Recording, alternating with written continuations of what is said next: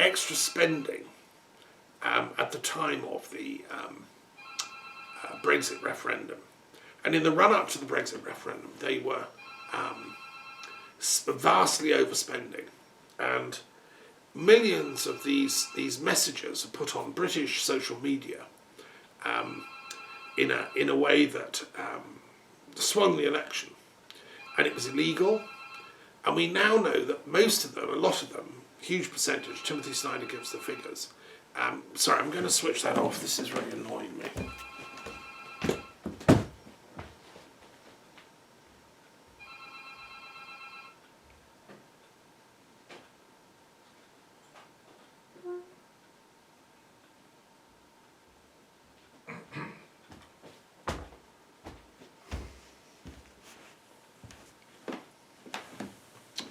Right, sorry about that, switch it off. Okay, so this is really, really important, right, about Brexit. I've been fasting against this for the last 2 years. I've been opposed to Brexit. I now know 100% it was a military operation all along, staged by Russian military intelligence, the GRU.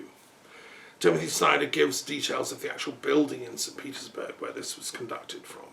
So anyone that has never understood how they got away with it, how on earth was Brexit possible? It's so against the good reason of the British people. It was against, the Liberal Democratic, centre-left, Green. It was against all people, apart from the hard right in Britain, who had this fantasy of sort of Britain the best, Britain the greatest, sort of neo-fascist hard right in Britain, which exists and, existed back in the 30s. There were people promoting Hitlerism as the solution to problems. It was often anti-Semitic. Well, it was extremely anti-Semitic, and those types still exist. Well, they're the only ones that actually supported Brexit. And what's extraordinary is how did they become so amplified as to take over the political conversation in the UK? Okay, I now know how it was done, because Putin's ideology is of that ilk. And what happened was these Putin-esque neo-fascists amplified the neo-fascists in the UK to adopt their jargon. And they funded the Brexit Party, they funded UKIP, they funded Nigel Farage. I mean, he's a paid Putin apologist still to this day. They funded them in order to get Britain out of the European Union, in order to weaken the European Union and Britain. And we know from the remark of the leaving ambassador of Russia, who helped mastermind all this, he said when he got home over the champagne, he said, we have struck Britain to its knees, it will never recover. I mean, that's what a military information warfare operation does. It's an attempt to destroy the right thinking of a people. And it nearly succeeded. I mean, it succeeded in that it got Brexit, but I'm fighting it till the day I die and wish to be part of the exposure of it. And anyone that colluded with that should be penalised and punished. And Britain should rejoin the European Union, because it was a military operation that succeeded in this. Brexit was it's like surrendering our entire country and its destiny to a Russian-led military-style information war. I don't think people in Britain have yet woken up to the importance of this or to the significance of it. You have to read Timothy Snyder. If I was teaching citizenship and philosophy at University of Oxford or something, I'd make all my students read this book immediately, because it explains how it was done. And it fits in exactly hand in glove with the kind of neo-fascist intellectual work going on in Russia. Because they were dreaming, we want Russia for the Russians, the greatest, we're going to finish that work that Hitler started of crushing democracy, crushing liberalism. And that became the ideology behind the Brexit Conservative Party. Okay, it's really important, this. I hope you're paying attention, because Lebedev and co., Lebedev Senior, the architect of Putinism, has a son, Evgeny, who moved to London, bought 2 papers, the Standard and the Independent, and has promoted the Putin-esque worldview directly and indirectly. And it was him that persuaded Boris Johnson to join the Brexit campaign. You know, penny drops, right? So it was that Russian intelligence infiltration into society that then persuaded Johnson, who hasn't, as I say, hasn't got a moral sense. He didn't think, no, actually, you know, Brexit's against the interests of the British people. I'm not going to support that. No, he was wined and dined by the Russians. He was, no doubt, bribed partly, at least, yeah, in all kinds of ways. And it doesn't have to be literally giving him, you know, hundreds of thousands of pounds. It's more a sort of, you can bribe people with attention, with flattery, with promises. And we know that Alexander Lebedev and Evgeny also have this posh villa in Italy, and they used to invite Johnson to come down to, you know, for parties, which were all, you know, Berlusconi-type orgy parties. Berlusconi was also in the glove of Putin. Berlusconi was praised by Putin. He was cultivating right-wing politicians throughout Europe after he turned to the dark side. And so the Berlusconi-type parties that Johnson went to, I mean, they must have loads of compromise on Boris Johnson. He used to go, he still goes, you know, every year to these things, and he's whining and dining and lap dancing and whatever. I mean, now he's married, he might, you know, well, I mean, he deserves to have a severe bit of karmic Damascus moment experience, does Mr. Johnson. He should read St. Paul and realise the horror of what he's committed in his turning to the dark side, essentially. So yeah, and in response, Johnson then gives Evgeny Lebedev a peerage. I mean, for God's sake, you know, like, I've worked in the House of Lords. I ran 30 meetings in the House of Lords for decent Lords, peers, who, Liberal Democrats and Labour and the odd Tory, decent Tory would come along. You know, I ran intellectual think tank meetings in Parliament back in the 90s and the 2000s, and I'm scandalised that the Lords has been reduced to a kind of like a Lord of Siberia. I mean, he was told, Johnson, that the guy was an intelligence threat. He ignored it. Johnson himself is an intelligence threat.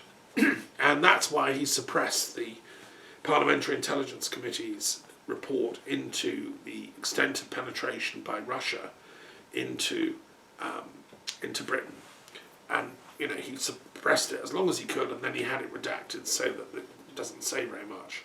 And when he was asked about, what about the extent of Russian penetration of British intelligence, he says, I have no evidence for that. I mean, you know, the guy is a fraud and a criminal, actually. This is treason. What we're talking about here is treason. And you know, okay, so what the Russians did, which was very sneaky, and you have to kind of, you know, say, clever stuff, knowing they'd be caught out for their Brexit manipulation, knowing that eventually the Times and the Guardian and even the Telegraph would eventually, like, say, this is wrong. What they did is they then ensured control of the Conservative Party through Johnson and his coterie. Turns out Rishi Sunak, his right-hand chancellor, is also in pay to the Putin regime through his wife's father's huge empire. I mean, that family are richer than the Queen because Russia's also penetrated Indian intelligence. The Indian oligarchs and the Russian oligarchs have done a sort of like an infernal marriage, it seems to me. I know some, well, my relationship with India is very, very deep and very profound. I'll come back to it. But they have been also corrupted, some of these oligarchs, by Russia's largesse and worldview, because, you know, it's a sort of ideology that lends itself to fascism, which is also latent in India, with some of the Modi circle are linked to the RSS, which killed Gandhi. You know, the sort of India for the Indians and we hate the Muslims. That anti-Islamic meme runs deep in the Putin worldview of Eurasia, which is a sort of neo-Mongolianism. Let's let's destroy Islam. And don't forget that's what the Mongols did or tried to do with their attacks on Baghdad and all the rest of it. So it's pretty mind-boggling stuff, this, which I've been discovering and researching. So Brexit was phase one of the information war by Russia against the West. They reasoned correctly. If they took Britain out of the EU, that would severely weaken the European Union project. It would weaken our resolve to stick together and combat this new threat of Eurasianism and its neo-fascist stuff. And therefore what Putin was trying to do was plant right-wing people in power in Britain and throughout Europe, funding right-wing parties. So in France, he's funded Marine Le Pen, who is a scoundrel as far as I'm concerned. I mean, she's a neo-fascist, in her own right, and there is a tradition in France too, and she's been wined and dined by Putin. Now, I'm a supporter of Macron and the true liberal social democratic traditions of France, which I think are the genuine successors of French civilization. That sort of neo-fascist Marine Le Pen type stuff is as alien to my thinking as Farage and his coterie are in Britain. And the fact that Steve Bannon has been wining and dining all these right-wing people in Europe and setting up an academy in Italy to train them all. He's the right-wing Gauleiter, reincarnation of some top Nazi, I'm sure, come back to haunt us.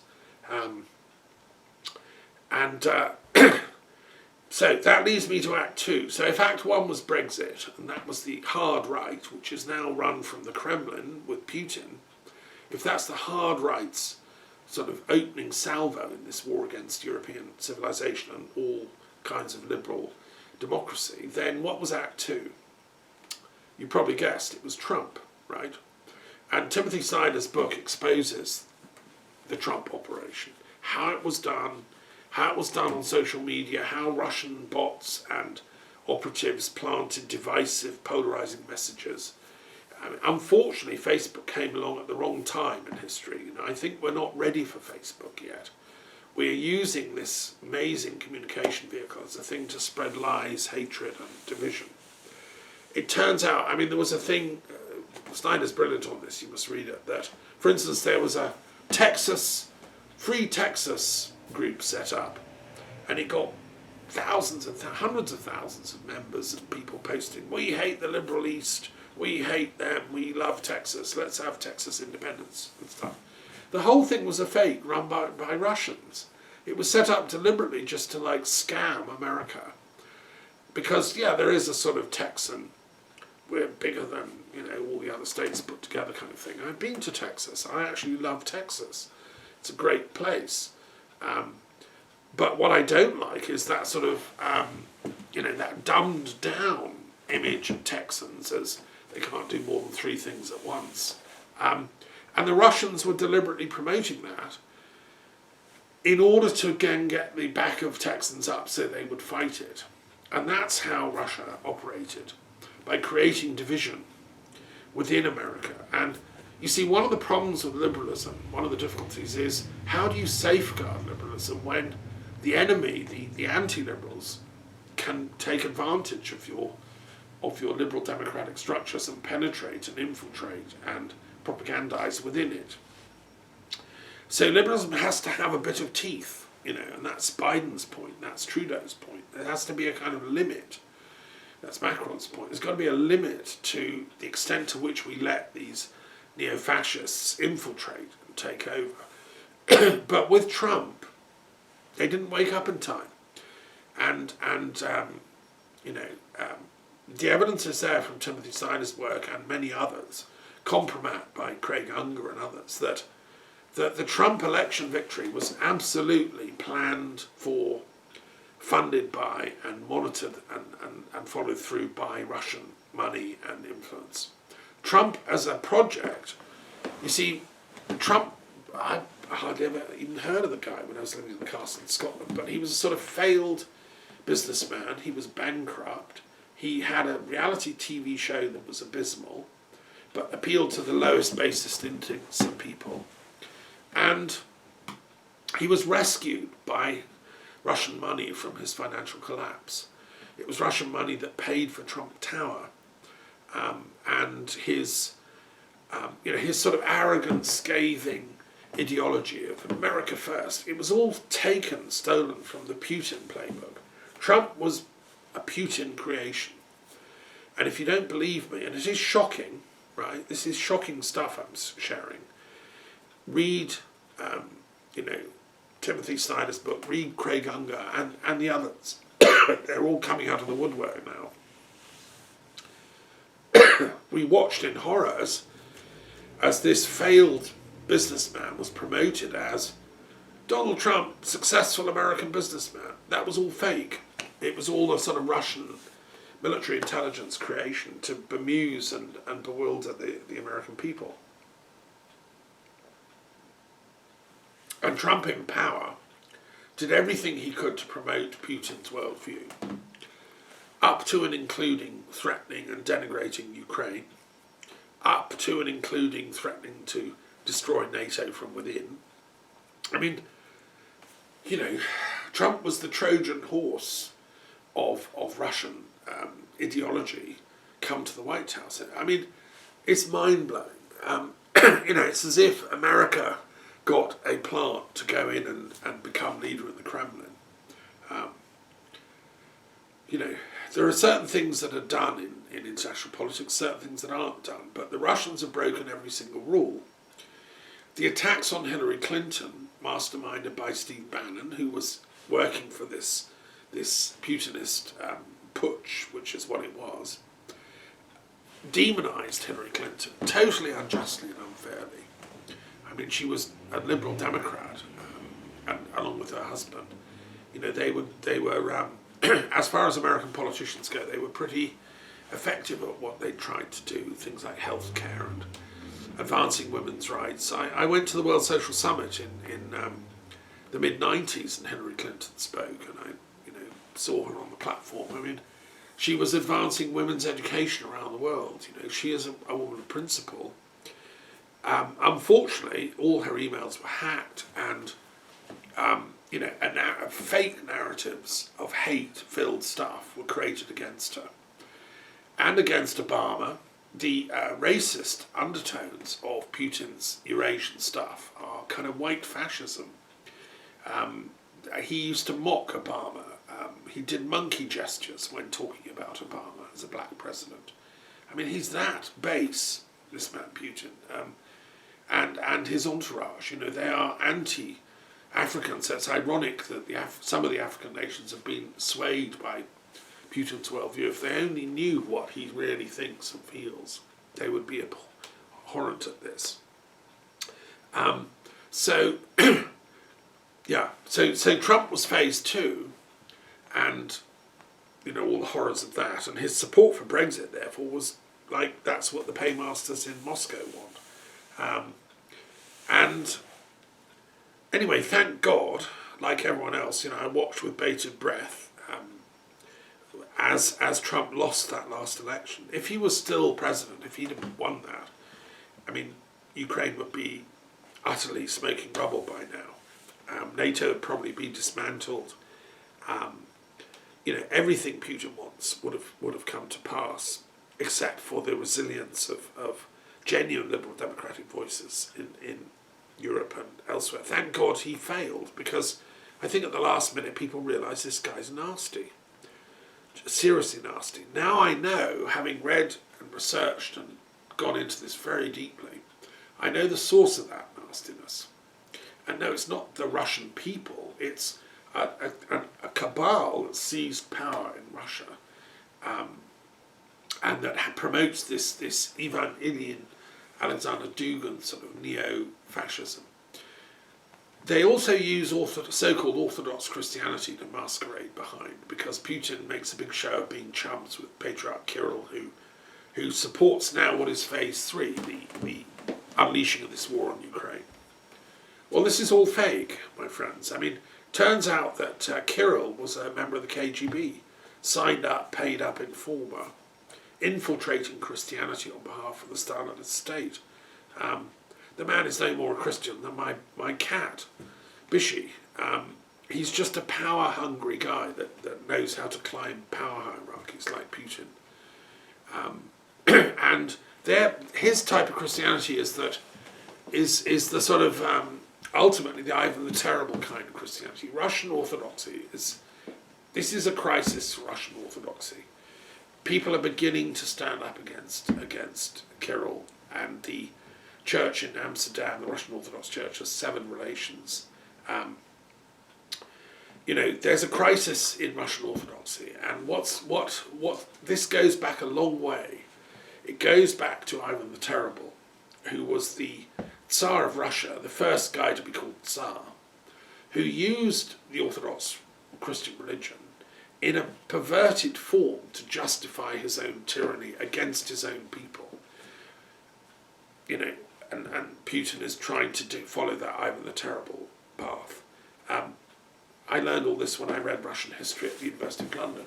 What Ivan the Terrible did is he consolidated power. He didn't rock the boat too much with the Mongols to begin with. He instead slaughtered and turned on Novgorod, which was the home of genuine Russian democracy. It was a very advanced state. Part like the Hanseatic League, it was trading with all the Baltic and all North Germany and stuff. And that had to be silenced. So Ivan the Terrible attacked it and massacred every single man. I think about 40,000 males were decapitated, killed, burned. That's the Mongol kind of approach to democracy. And that's what Putin is now trying to do in Kiev. He'd like to do a Mongol invasion there, but he's been stopped by the incredible bravery and resilience of the Ukrainian people who know what's at stake. You see, in that Ivan the Terrible kind of Christianity, which is about 1 million miles away from mine, God is a fierce invader, a terrorist. He sent his only son, and if you don't accept that and have total faith in the church, you're going to hell forever, for eternity. Only the faithful who are in communion with my church, which is Russian Orthodoxy, are going to be saved. Everyone else is for the chop. And that's why they refused to sign my interfaith peace treaty, which I proposed to the Russian Orthodox hierarchy. Now I know why they didn't sign it. I got the reply back, we're not going to sign it because all the other religions are devil worshippers, heretics. I mean, they actually believe that, right? So all Muslims, all Hindus, all Jews, all Druids, all whatever, they're all devil worshippers in their eyes. Only the Russian Orthodox Church is true. And not even the Orthodox Church, the Russian Orthodox Church. Now that is a distortion of a distortion, because it can be argued that Orthodoxy after Constantine was originally a distortion of authentic Christianity. If you study as I've done, if you comment and research the Gospels and the Gnostic scriptures and the Mary Magdalene tradition and all that, you realise there's a sort of authentic Gnosticism at the core of Christianity. But it was distorted in the first few centuries, and then it was distorted gravely after the Constantine takeover of Christianity and the suppression of the Arian form of Christianity, for instance.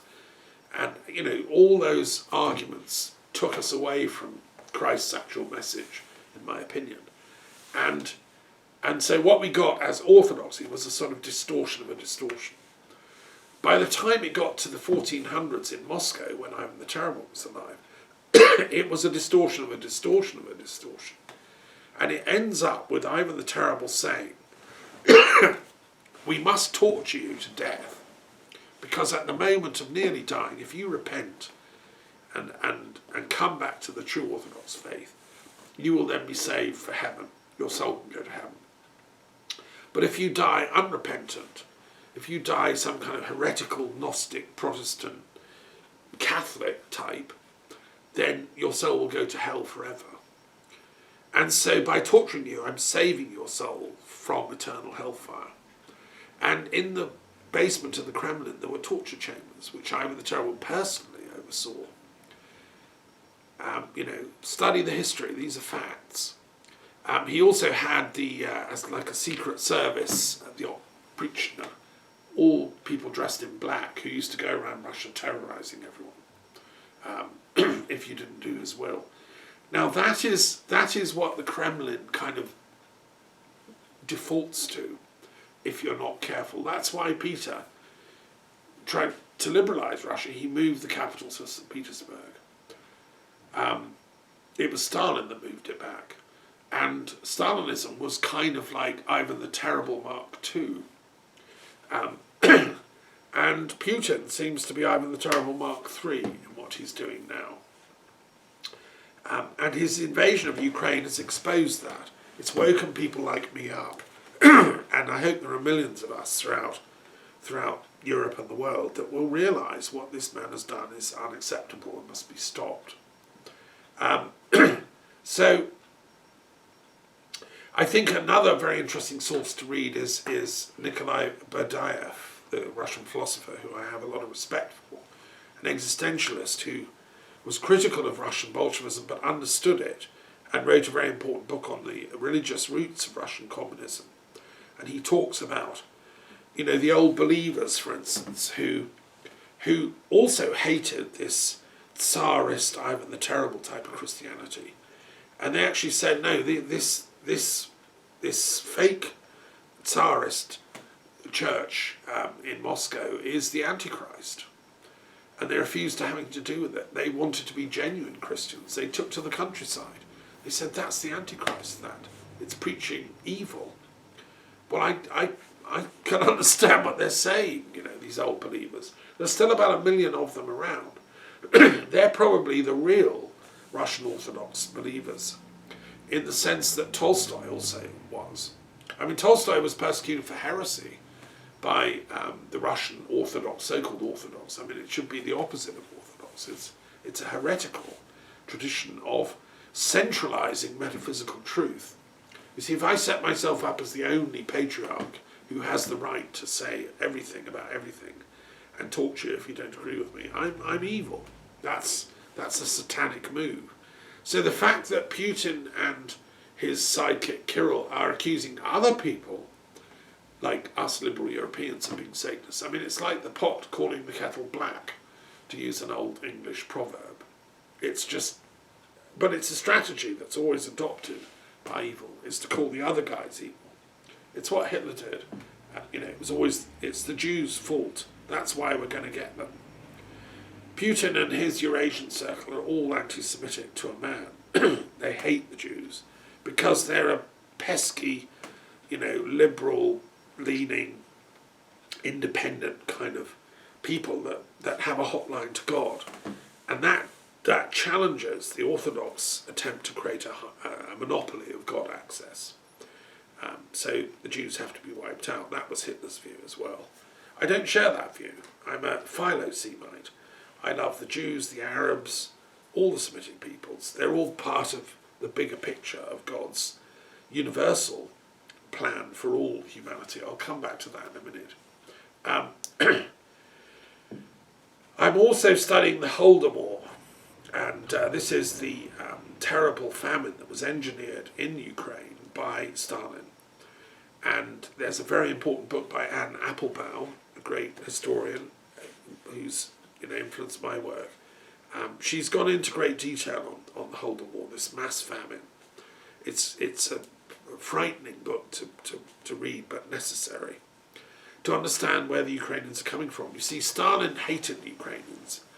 He was a Georgian Bolshevik who believed in power, and he wanted to use the Russian central state. So he kind of played along with Russian grandiosity and wanted to crush national independence in Ukraine. And he suppressed Ukrainians, and he decided the best way to do this is to have a big mass famine. And 3.9 million Ukrainians starved to death because the Bolsheviks went around shooting them if they didn't hand over all their food, their grain from the fields. Ukraine is a very fertile country. It can feed many people, like the Midwest in America, but they stole the grain, leaving nothing for the peasants to then eat. And the peasants died in horrific circumstances. And the Ukrainians have never forgiven Moscow for that. I mean, it's come down in cultural memory. Even though Russian Bolshevists tried to silence the story, they wouldn't let you talk about this. They wouldn't let you discuss it. Historians didn't write about it. They tried to gloss over it. Up until, up until Gorbachev's era, when, you see, Gorbachev was himself the grandson of kulaks, who were the slightly richer type of peasants. And they were the ones that Stalin went for, because to be rich in their inverted eyes was a sort of evil thing. So the peasants are given a choice. They can either starve to death and be poor, not sow the fields, not harvest them, or they can be rich, grow the crops, have nice food, nice milk, but then it's all stolen anyway by the Bolsheviks, so they starve anyway. I mean, that was the choice given to these Ukrainian peasants en masse in the 1930s. It's horrendous, but anyone that wants to understand the history of the relations between Ukraine and Russia and why Moscow is not like really favoured among Ukrainian intellectuals and the people that are fighting on the barricades now has to understand what was done. That history is not told. The average Russian doesn't know about this history, even to this day. Putin's also done something very sinister recently. He's passed some laws clamping down on freedom of speech. So this talk, I don't think, is going to be shown in Russia because it's, it breaks these laws. In Russia, you're not allowed to mention the fact. You see, World War II would not have started had Stalin and Hitler not made a pact. Stalin had a worldview that had already done such incredible crimes against his own people. I mean, Stalin was an absolute monster, make no bones about that, and the massacre and famine he'd done in Ukraine and so on. But he did this pact with Russia, between Russia and Nazi Germany, which enabled them both to invade Poland in September 1939. And for 2 years he was loyal to Nazi Germany. Now, that fact is no longer allowed to be mentioned in Russia, apparently. I mean, I find it incredible. How can you stop historians like me actually discussing what happened in history? I don't know. They're going to go around every single Russian university and shoot the history lectures? I don't know. Are we going back to Stalinism? Are they going to arrest them all and put them in gulags?